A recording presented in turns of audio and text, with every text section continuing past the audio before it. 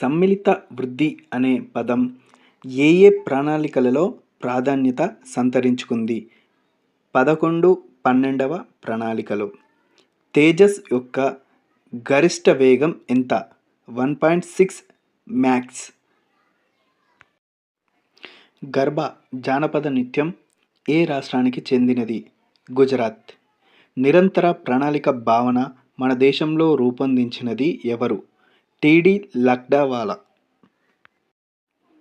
ఏ ప్రకరణ పౌరులందరికీ ఉమ్మడి సంస్కృతి గురించి తెలుపుతుంది? 44వ ప్రకరణ. గణపతి దేవుణ్ణి బందీగా ఉన్నప్పుడు కాకతీయ రాజ్యాన్ని కాపాడిన సేనాని ఎవరు? రేచర్ల రుద్రుడు.